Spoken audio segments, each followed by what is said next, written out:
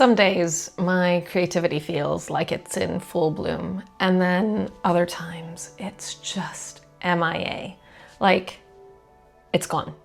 There's nothing I can do about it. It feels dull, it feels soul crushing, and that's okay too.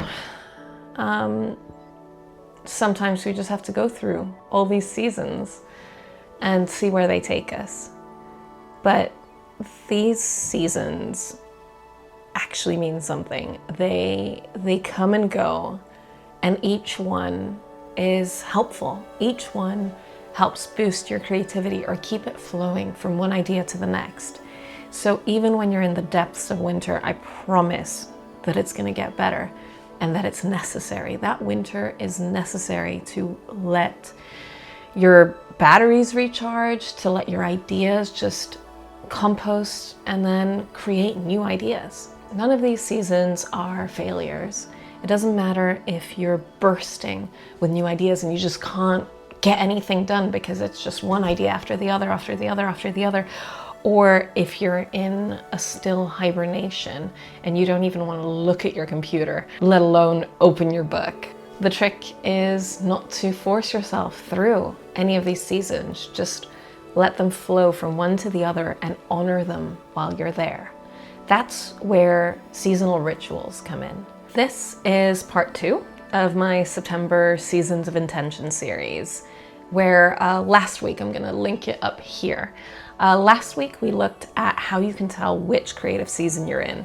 This week is all about what to do once you know what season you're in. They're the practical things that will keep you flowing from one season to the next, keeping you balanced, keeping you sane, keeping you inspired, basically, and working with your energy instead of fighting against it all the time. And when I say ritual, I'm not talking about a fancy hour-long yoga class or a cold plunge every morning, unless that's actually something that lights you up. I'm talking about simple things that you can do that tell your brain, oh, this is what we're doing now. They help you transition into your creativity and make the most of it. Habit researchers call this the cue routine reward loop. Charles Duhigg, for example, wrote about it in The Power of Habit. Basically, he said that when you link a cue to an action, it becomes much stickier.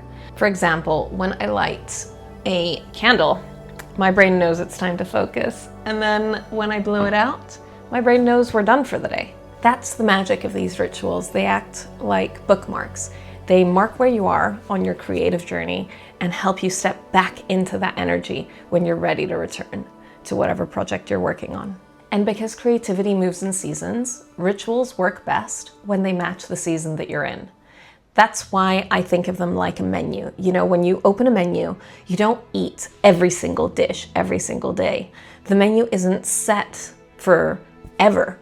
It changes from season to season based on what produce is available and what's fresh.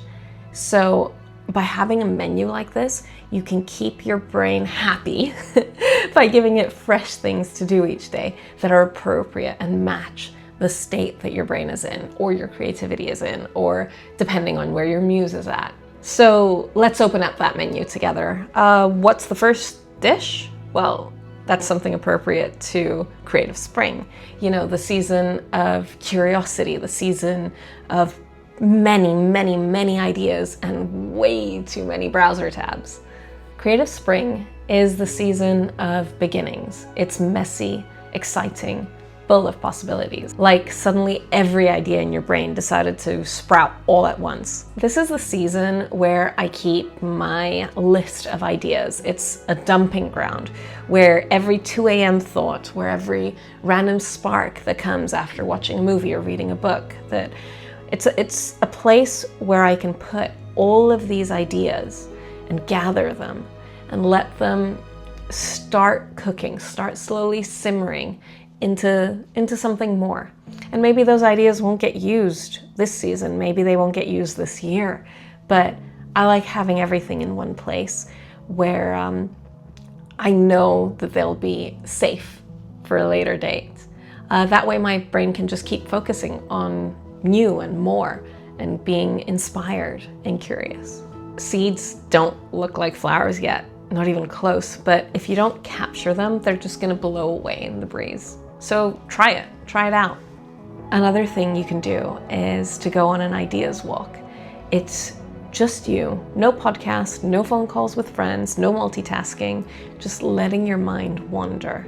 And it works. Stanford researchers found that walking actually boosts divergent thinking by about 60%, which is insane. It also kind of explains why some of my best ideas come when I'm far away from home and don't have a notebook. It's also why I keep my ideas list on my phone, because odds are I'm gonna have my phone with me. I'd encourage you to do the same, especially if you're gonna go for walks. Have it, but don't use it as a crutch. Let your mind wander. One of my favorite rituals, which I do both in Creative Spring and during the transition seasons, is to make a new playlist that will fit the kind of things I'm thinking about. Same thing goes for a new Pinterest board. Just a place where I can gather inspiration sources, things like beautiful images or songs that for some reason right now are resonating. Especially when it comes to these songs, they become the soundtrack for whatever I'm working on. And then years later, or when I randomly hear them when they pop up on shuffle, I remember exactly what I was creating in that moment, and it takes me back to that state of mind. So Creative Spring doesn't have to look aesthetic. Sometimes it's 20 or 200 browser tabs open all at once. Sometimes it's just, untitled projects, things called project with about 15 million question marks after it. And that's okay. That's where you're at. You don't have to push yourself to finish anything. You just have to let it be wild and messy and free.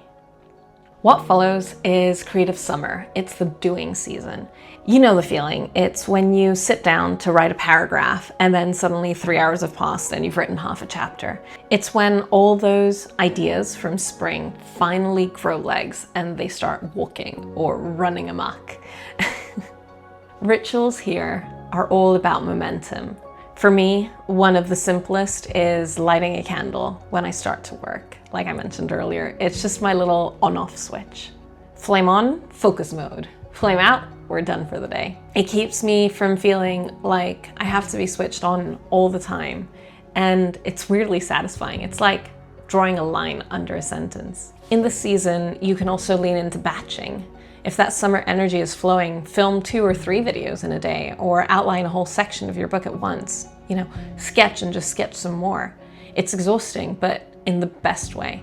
Psychologists call this season the flow state, where people lose track of time, especially when their skill level and their challenge are perfectly matched. Rituals help us get there faster and stay there longer. For me, these rituals are things like my candle, or using Pomodoros to help you just speed through sessions and batch things, or even accountability, like tell a friend, hey, I'm working on this, check in with me later. These are simple things, but they make the most of your summer momentum. And yeah, sometimes creative summer is less glamorous. It's the season where I forget to eat, or it's the season where I realize that I'm hunched over my laptop for like 5 hours with the posture of a Victorian gargoyle. It's not great. Not for my back, not for my 30s, but but hey, that's why rituals matter. They keep us grounded when our energy is just running amok. So tell me, what are your summer rituals, or what are some of the rituals that you have for each of the seasons? Let's inspire each other. Next, we have creative autumn. It's the season of finishing and refining. If spring is planting and summer is growing, autumn is where you gather what's ready and bring it home. It's quieter than summer, but it has this really satisfying energy of tying up loose ends and bringing projects to their completion. One of my favorite autumn rituals is what I call a finishing list.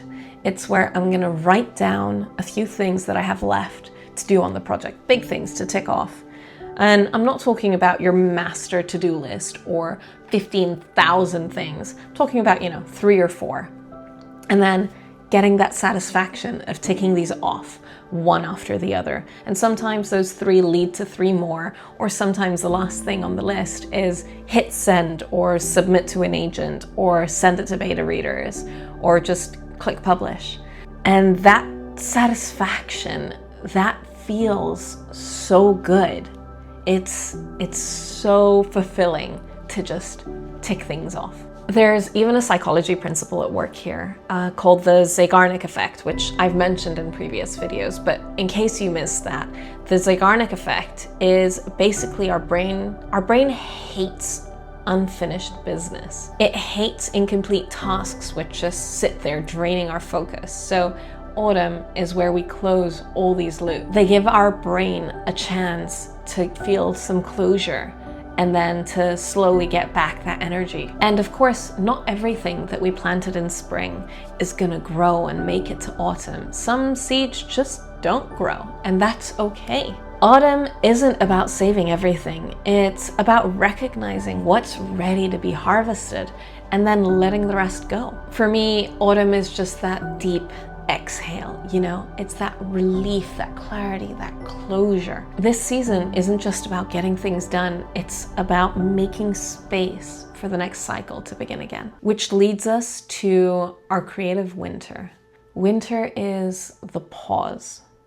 On the surface, it might look like nothing is happening, but underneath, everything's just gone to ground. Everything is slowing down and preparing the soil for the next season. Sometimes this can feel nourishing. It can feel like letting the old break down, making way for the new. It can feel like a little bit of excitement for what's next, but while remaining at peace. Other times it feels like a creative wasteland, almost like you're gonna see tumbleweeds rolling past in your brain. And your motivation is just on a permanent vacation. It feels bleak. Like I mentioned last week, for me, creative winter often lines up with the calendar summer. I live in Cyprus and the temperatures just soar to over 40 degrees. And when that happens, it just feels like the sun is scorching all of my energy, leaving me parched and unable to do anything. So that's when I lean on my winter rituals, things that don't ask for output, but rather that help keep me refilling my creative well and keep me feeling nourished. One of these is reading. Winter is my season for comfort books that refill me without demanding anything back. Sometimes it's a new inspiration, sometimes it's just rereading a favorite story for the 5th time, like I just did with The Invisible Life of Addie LaRue. I also use winter for reflection. I'll journal, I'll mind map, even write a little season review. You know, what did this last cycle give me? And what do I want the next one to look like? Like a quarterly report, but with more candles and fewer spreadsheets. Then there are nourishing rituals, things like naps, long baths, slow cooking, aimless walks with my dog. Nothing Instagrammable, nothing perfect, nothing fancy, just the kind of slow care that helps me feel human again. So even though it may feel like you're doing nothing, at least nothing on paper, nothing you can tick off, your brain is pulling all these loose ends together and preparing the canvas for the next season. Another thing I always find myself doing in my creative winter is decluttering. I'll be clearing and reorganizing my shelves, recycling old notebooks, or clearing out my paper stacks, clearing out old files on my computer. Just reorganizing everything to feel like I'm making space for the next projects to begin. There are times when you're just gonna find me on the floor, surrounded by piles of paper and notebooks and things, just looking around as if I'm in an episode of Hoarders, the writer edition, muttering, why do I still have this, while my dog just side-eyes me thinking, oh my gosh, again, we're in this season again, and she's changing everything again. He's quite temperamental, he doesn't like things changing. But somehow through all that, I start feeling lighter, like all of this external clearing has been making space inside me as well. So yeah, winter isn't glamorous. Sometimes it can feel bleak, Sometimes it can feel lonely, sometimes it can feel boring, or it can even feel nourishing. And I'm hoping that these little rituals will help you feel like you're nourishing, like you're developing, like you're preparing the ground for the next cycle to begin again. And lastly, one of my favorite things about seasonal creativity are these threshold moments. The moments when you're transitioning from one season to the next, like from winter into spring, which is where I'm at right now. They're these little hinge moments where you feel one season molding and morphing into the next, just about to give way. You know the ones, the first cold breeze after weeks of suffocating heat. The morning you wake up realizing that the sun is rising a little later and you can suddenly want soup instead of salad. Or, in creative terms, that moment when you've been in a slump for ages and then suddenly the urge to create hits again, like a little green shoot breaking the surface. Threshold rituals are about honoring these hinge moments, marking the shift, because without them the seasons can blur into each other, and we drag all our creative baggage from one into the next. With these little rituals, we can feel some clarity, get some closure, and feel a little spark of renewal. For some people, threshold rituals include decluttering, which for me is a winter task. But when you're devising your ritual menu, when you're figuring out which rituals suit you for your creativity each season, remember, they just have to be yours. They're not going to be the same as mine. They're not going to be the same as anybody else's. So if your threshold ritual is decluttering, that's fantastic. If it's making a new playlist, that's great. That could be the way you kick off your spring. One of my threshold rituals is opening a new notebook. I feel like the start of a new season often coincides with when I wrap up one of my notebooks or one of my journals. So the act of choosing which notebook I'm going to use next feels like a really nice hinge moment. Another thing that you can do as a transition ritual includes journaling based on prompts like, what did I create this season? What did I learn? And in which ways did I grow? Or what do I want to carry forward into the next season? What am I most looking forward to? Or which part of this new season am I most afraid of? These transition rituals don't have to be anything major, anything big. In fact, I found that often the smaller they are, the more impactful they feel. Things like choosing a new mug or a new candle or a new journal for the season. They're not about changing or overhauling everything overnight and forcing yourself into a new season when you're not ready. They're just about helping guide this transition and make it a little bit smoother. Basically, they're about giving your brain a little nudge saying, hey, we're entering a new chapter now. So here's the heart of it. Creativity has seasons. Spring for beginnings, summer for momentum, autumn for finishing things up, and winter for rest. And rituals are how we keep pace with these rhythms, with these changing seasons. They're not rules. They're not routines set in stone that we have to follow perfectly. They're invitations. They're a menu of ideas, of things you can choose from based on what your season needs right now. A menu you designed yourself that fits your season and what is right for you. Because when you build these rituals, when you incorporate them into your season, creativity stops feeling random. You stop waiting for a muse who may or may not show up. Instead, you just feel like you're in the flow, transitioning from one to the next and making the most of the season you're in. So now I'd love to hear from you. What's one ritual that you do to honor the season that you're in currently? And what's one that you'd love to try? Drop it in the comments so we can just inspire each other and we can build this long menu together. And if you found this helpful, or if this resonated in any way, I'd love for you to stick around. So subscribe for more cozy, practical tips for simple creative living.